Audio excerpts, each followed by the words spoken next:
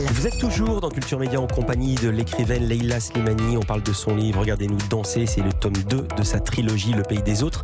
Et on va mieux vous connaître avec le portrait pré-fame de Lisa Marie Marquez. Le portrait de notre célébrité avant sa célébrité. Bonjour Lisa Marie. Bonjour Philippe, bonjour Leïla Slimani. Bonjour. Vous avez été propulsée par le prix Goncourt que vous avez obtenu en 2016 et vous menez depuis une carrière littéraire fulgurante. Mais comment en êtes-vous arrivé là? On va rembobiner et revenir sur ce qui vous est arrivé avant d'être célèbre.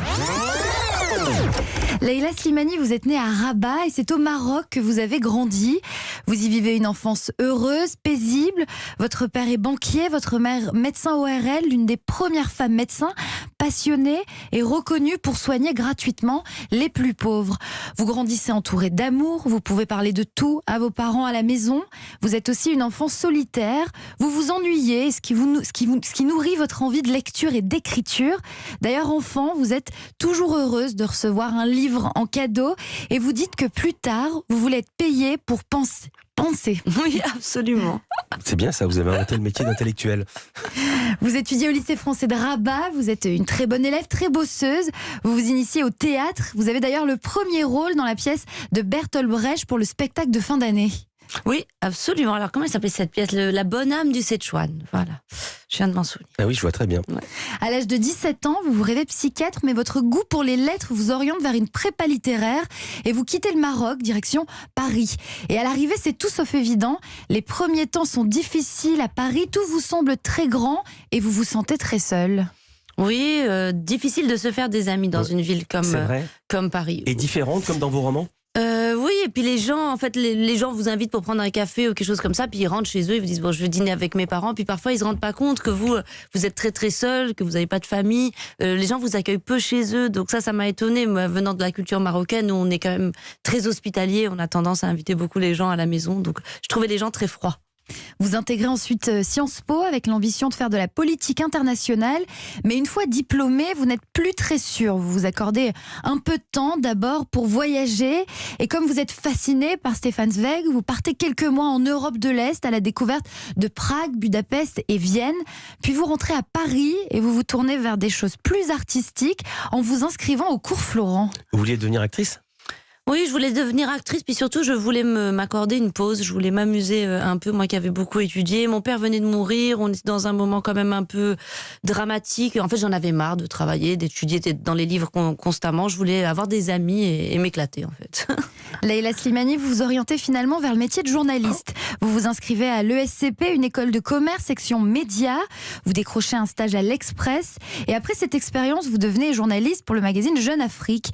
Mais vous vous rendez compte assez vite que ce n'est peut-être pas un métier pour vous, que vous n'êtes pas faite pour devenir reporter de guerre. En 2012, vous démissionnez pour vous consacrer à l'écriture. Et comme vous êtes très sérieuse, dès le lendemain de votre démission, à 8h, vous vous mettez à écrire. Non. Oui, si, c'est vrai. Normalement, les écrivains, ça procrastine, ça Non. en retard, la tradition de l'écrivain moi, jamais, français. j'ai jamais rien rendu en retard, ni dans mes articles, ni dans mes manuscrits. Ouais. Je rends toujours à l'heure. Ouais. Pas les journalistes. Les journalistes, il faut être à l'heure, parce que sinon, le journal est imprimé sans vous. Moi, c'est pareil. Je sais pas, je me mets les mêmes deadlines et je me mets la même discipline que quand j'étais journaliste. Si on me dit de le rendre tel jour, je le rends tel jour. Vous rédigez un premier manuscrit qui est refusé par les maisons d'édition et vous êtes un peu découragé.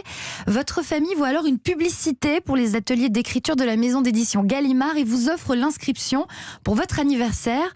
L'objectif, c'est de vous redonner l'envie d'écrire. C'est l'écrivain et éditeur Jean-Marie Laclavetine qui anime cet atelier baptisé La Fabrique du Récit.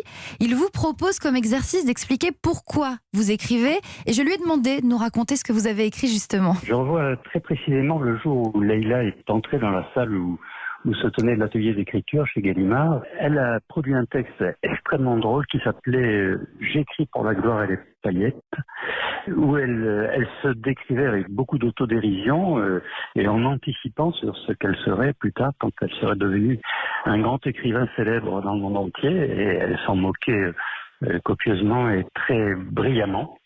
Elle a écrit ce texte et aujourd'hui, quand je le relis, je suis frappé par le fait que c'était comme une sorte de prémonition très drôle, très brillante, très humaine. C'est tout à fait elle.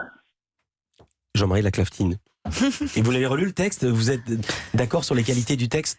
Sur les qualités du texte, je ne sais pas, mais c'est vrai que ce qui est assez troublant, c'est qu'il y a quelque chose de prémonitoire, parce que le texte commence par « J'écris pour la gloire et les paillettes, pour les cocktails à Saint-Germain-des-Prés, j'écris pour me trouver une excuse pour fumer des cigarettes et boire du whisky en pleine journée. » Et finalement, voilà, c'est un peu à ça qu'a ressemblé ma vie d'écrivain, absolument. C'est aussi Jean-Marie Laclavetine qui vous donne un conseil d'écriture très précieux, dire le moins possible ce que pense le personnage et se concentrer plutôt sur ce qu'il fait.